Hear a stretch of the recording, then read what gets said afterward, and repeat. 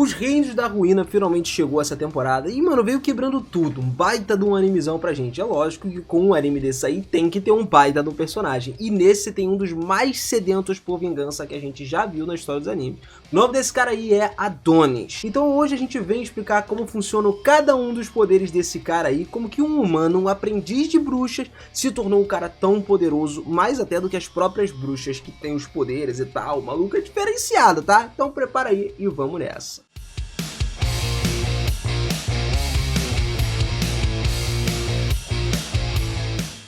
Fala, seus otakus! Eu sou o Minas e sejam muito bem-vindos a mais um videozão aqui do canal. E galera, olha só, eu acho que não é possível a gente falar de vários animes novos dessa temporada, de falar dos personagens principais, e não tem como a gente deixar de fora o Adonis, tá? Na minha opinião, não é possível rolar isso aí. O Adonis, ele é um personagem mais singular, um personagem que traz muita satisfação pros fãs, logo nos primeiros episódios aí, no geral, por tudo que ele faz, e a gente já vê que ele é um cara badass, né? A vontade inabalável dele de se vingar, de acabar com o negócio da extinção das bruxas lá, com a humanidade depois deles acabarem com todas as bruxas, transforma esse cara num perigo de nível calamidade insaciável que tá solto por aí. Só que na boa, como que um humano conseguiu ser tão forte assim? Bom, eu já te adianto uma coisa. Não sei de tudo completo, mas eu sei de uma coisa que ajudou. Ele capricha no like nos vídeos aqui sempre, rapaz. Aliás, não só o like, o cara é inscrito, o cara tem o sininho, e eu sei que você também pode fazer isso. Então, já capricha no like, mano. O conhecimento que a gente transmite pra ele já deixa o Adonis poderoso o suficiente. E você também vai seguir esse caminho, eu sei. Você vai caprichar no like. Você que não é inscrito, tá conhecendo agora, vai se inscrever, vai ativar o sininho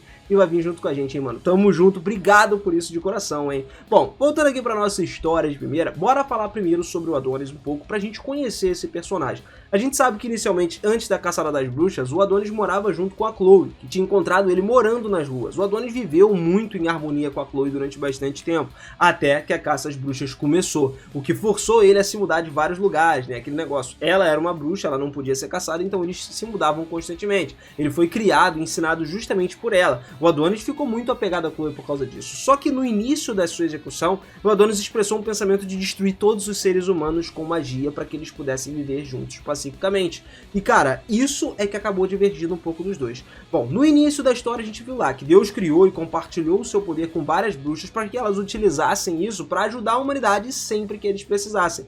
Só que nos dias atuais, a humanidade avançou tanto que os poderes eram considerados inúteis, tá ligado? Então o Imperador Goethe, né, o Imperador de Rédia, ordenou a caça em massa das bruxas, que iniciou a grande caçada lá que exterminaria todas as bruxas do mundo. Enquanto as bruxas estivessem sendo enforcadas, cercadas por multidões, torcendo pela sua execução, uma bruxa amaldiçoou toda a humanidade antes de cair e ser enforcada. Só que olha só, a conversa deles, com o passar do tempo, foi interrompida. Eles foram capturados devido à persistência do Adonis ali, e ele estava sendo mantido refém, o que levou a tragédia da Chloe acontecer. Uma vez que a Chloe foi executada, a visão do Adonis sobre os humanos foi totalmente dilacerada, cara. Foi quando ele mudou da água pro vinho. Cego de raiva, de tristeza, de ódio, o Adonis jurou acabar com a humanidade para se vingar deles e vingar a sua mestra que tinha sido morta. A sua vida foi totalmente poupada, e em todos esses 10 anos antes dele ser libertado por Toroka, ele tinha planejado cuidadosamente, determinando várias maneiras aí de eliminar com precisão a nação inteira. A conspiração de vingança dele não se estendia só àqueles que testemunharam a execução da Chloe, não.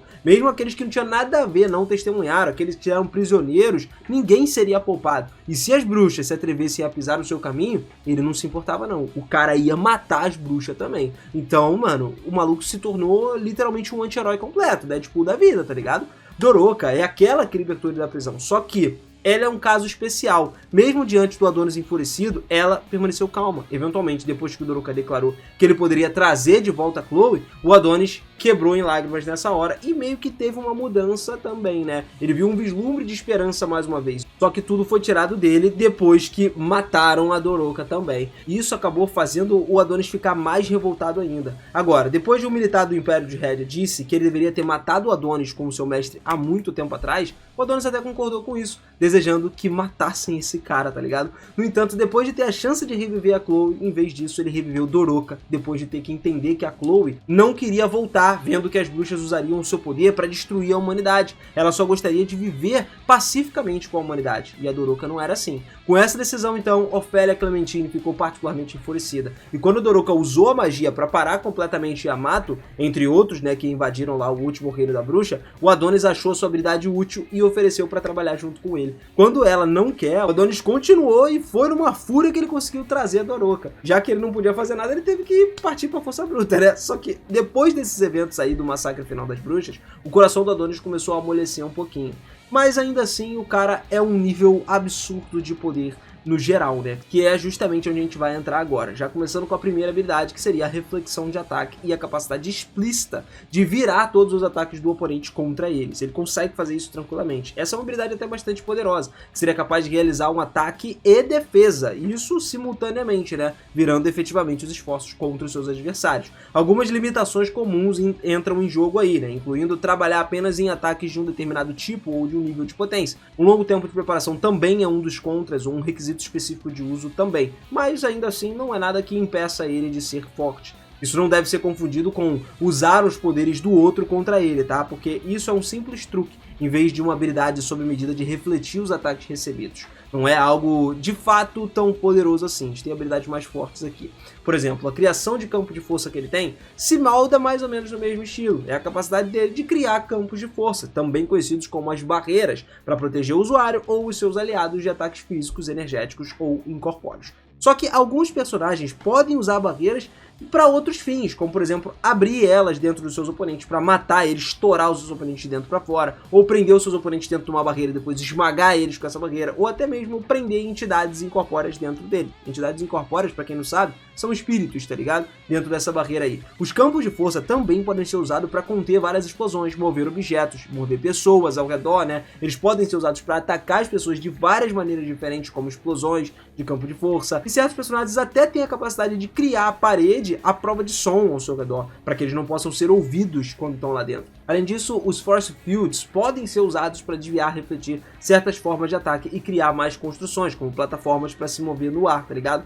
A criação do campo de força pode ser alcançada de vários meios diferentes, como casos de tecnologia avançada, telecinese, manipulação ou projeção de energia e manipulação de matéria. No caso do Adonis, é por magia mesmo, tá? Porque, né, o cara é aprendiz de bruxa. Agora olha só, ele tem a magia de amplificação de status também, das estatísticas dele. Quando o personagem aumenta os seus status para os parâmetros ali muito mais altos no meio da luta, isso lógico não está relacionado à forma base dele ou algum tipo de poder oculto que foi escondido ou retido. Esses aumentos geralmente são coisas temporárias também, e são específicos para uma ou várias estatísticas no geral, né? Ele pode variar isso aí, ele pode querer aumentar só uma, pode querer aumentar todas. Também não deve se confundir isso com uma mudança de forma ou de estado do personagem, tá? Portanto, ele não é tipicamente associado a nenhuma nova habilidade em particular. Em vez disso, essa habilidade só serve como se fosse um meio de superar o seu oponente através de um aumento repentino da eficácia em combate aí. Essa habilidade também é muito comum que a gente vê em videogames, só que ainda é prevalente em outros locais, né?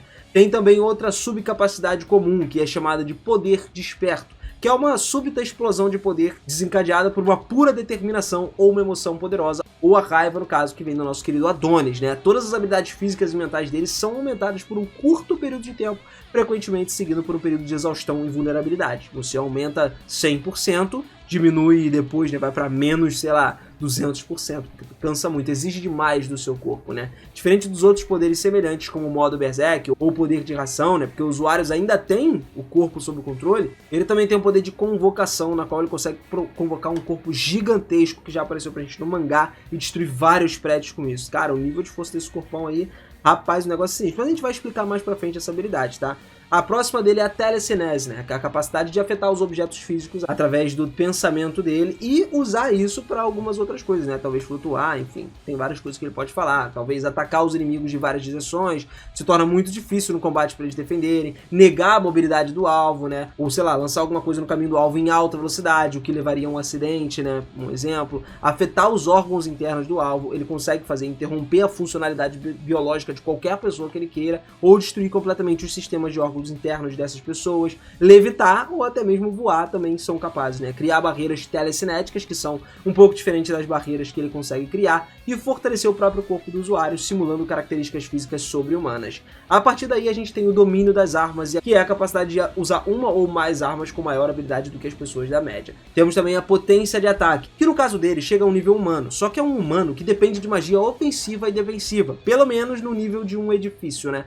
Digamos assim, com a convocação dele, dele, ele até chegou a esmagar o edifício, como a gente falou, então é mais ou menos nesse nível. Mas agora, a velocidade dele, cara, é outro nível, porque é pelo menos no nível subsônico, tá ligado? Provavelmente maior até do que isso, porque não foi mostrado tanto pra gente ainda, em vista do mangá ainda tá sendo lançado. Mas ele já mostrou que ele consegue esquivar de bala, e bala é muito rápida, e também o dodge da dispersão final de Blue, que instantaneamente aniquilou várias, a maioria das bruxas, ele conseguiu escapar dessa parada aí por conta da velocidade.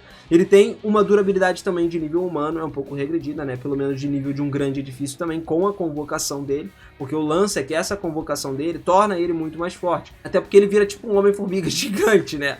Bom, em questão da resistência, a resistência dele é média, ele não é um cara que tem estatísticas bases muito absurdas, né? Mas consegue se suprir em outros tipos de habilidade. O alcance dele tem dezenas de metros aí via magia, né? Na qual ele usa o equipamento padrão dele, que é a Quill. Agora, num negócio que ele se destaca bastante, que ele é acima da média, é a inteligência. Tanto que ele criou o smartphone sozinho, estimulou várias ideias ao redor da cabeça dele por 10 anos continuamente, até ser descongelado, né, ser despreso daquele negócio. Ele é um cara ávido por tecnologia, né, que provavelmente se você der alguma coisa na mão dele, tipo assim, uma engenhoca ali, ele consegue estudar, aprender, desenvolver outras coisas a partir disso. O cara realmente é um pau pra toda obra, como se fala de tecnologia, tá ligado?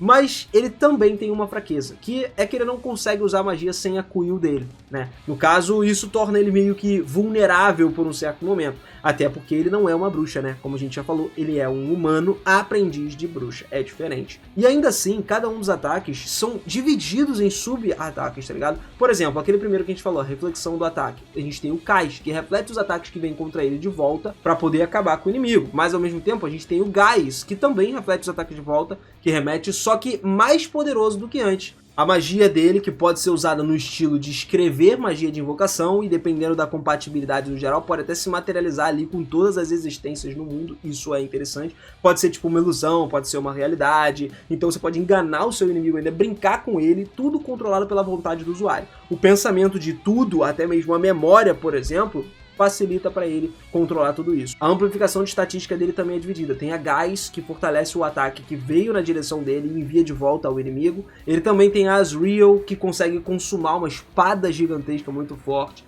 O Ganho, que ele consegue basicamente convocar um projétil de bala gigantesco. E o Grande, que ele convoca um robô gigantesco. E usa o Bullet Bell junto com ele, que aí ele consegue invocar duas armas Gathering tranquilamente. E também tem uma habilidade interessante que é a coleção de memórias, na qual ele convoca uma visão transparente de todas as suas memórias. E ele pode saber o que, alguma coisa que ele esqueceu ou algo do tipo. É tipo como se você abrisse um Windows aqui, tá ligado? Abre uma memória do Windows na tua frente, que tu vai ver basicamente tudo que tem ali de programa. Ele vê tudo, só que da mente dele.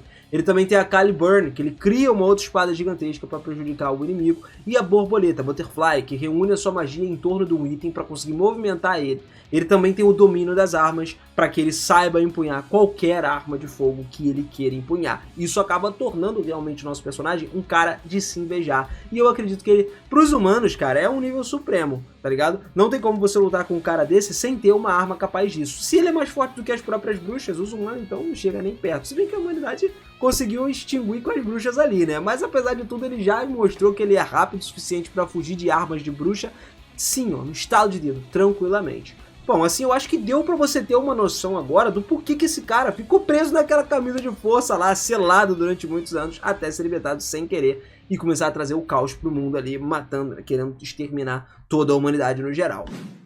Fala, seus otakus, então, se você gostou desse vídeo aqui, manda bala naquele like e se inscreve aqui no canal, cara. Não deixa de se inscrever não, de verdade. Ajuda demais o canal a sua inscrição e você sempre vai ficar muito informado, sempre vai ficar por dentro do que tá rolando nos animes e de níveis de poder da galera. Clica aqui embaixo ou então aqui do lado da bolinha e aproveita, mano. Vem fazer parte dessa família. Eu vou deixar também dois vídeos aqui, ó, um do ladinho do outro aqui, pra você que curte personagem apelão e que curte anime também. Tamo junto sempre, família.